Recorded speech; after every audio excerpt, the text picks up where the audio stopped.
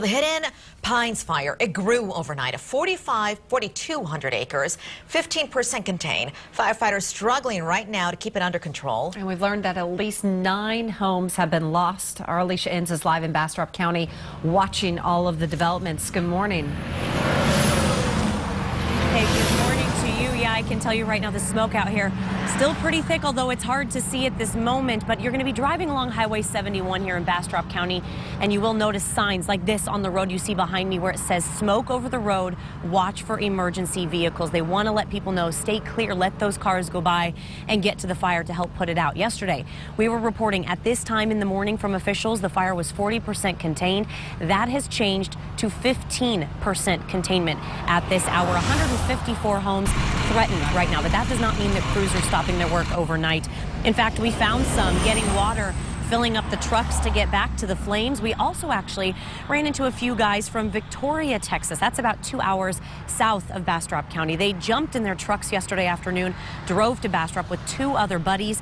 They're volunteer firefighters, and they said they couldn't stand the thought of sitting around and not helping. They've got family in the area and said if they can help save one house this trip, it's worth it.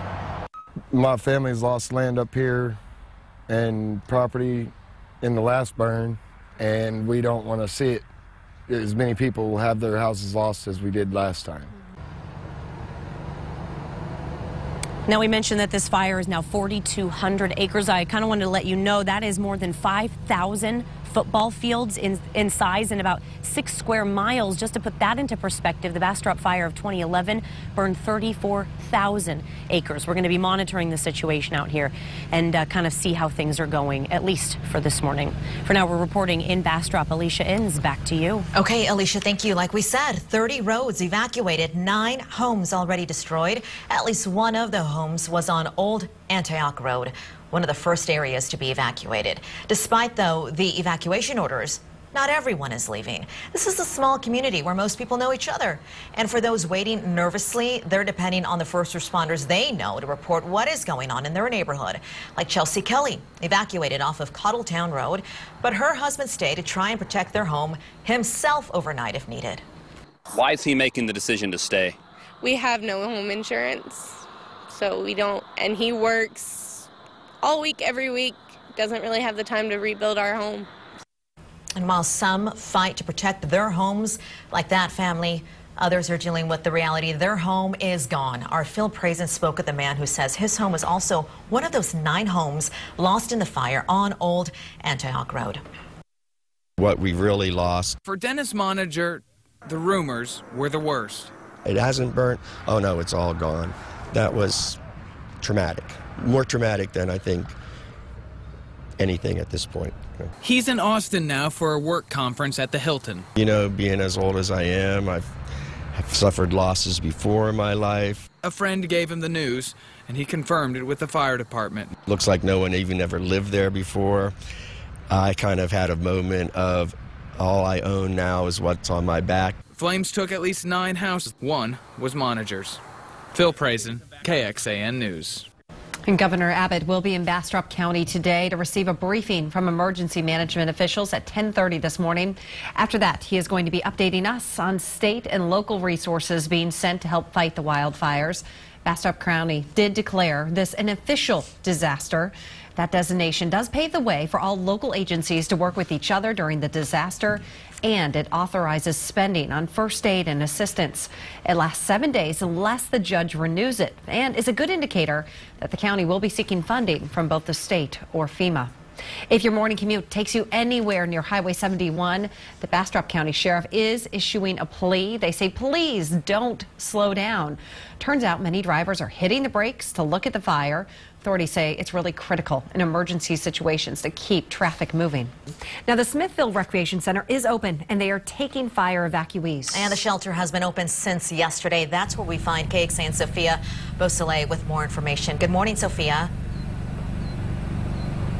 Good morning. You know, inside they have cots set up in the Smithville Recreation Center for people to crash on. At this time, we don't know how many people are staying here, and we don't know how many families have been displaced by the fire so far. We're expected to learn more information this morning once the sun rises, but we're told the shelter will remain open as long as needed during this fire. So since Tuesday, authorities have evacuated more than 30 roads. While some people have places to go, whether it's with family or friends, others are relying on the shelter. And inside, people don't only have a place to sleep, but volunteers have food, water, and things that they need set up while they are displaced by this fire. But as you can imagine, it's hard for people to be away from their home and not knowing if the fire swallowed up where they live. I hope that they can just get the fire out quickly so we can all return home. Hopefully we still have a home. And some reminders for you. If you do come to the shelter, you are not allowed to bring pets. You can't take them to the Bastrop County Animal Shelter. You can go to our website, kxan.com, to find out more information as well. And I know a lot of people have been asking about how they can help. If you want to volunteer, you can go to the Smithville City Hall this morning at 8 o'clock. We have more information on our website, kxan.com, as well. Reporting live from Bastrop County, Sophia Beausoleil, KXAN News. It's a great way to volunteer, Sophia. Also, what if you want to donate in some way? So here's what the city of Smithville is telling us this morning. At this time, they tell us they don't need food or drinks, but the city is asking for monetary donations. You can contact Smithville Ministerial Alliance or Smithville Volunteer Fire Department. The funds is going to be used for future meals and for first responders.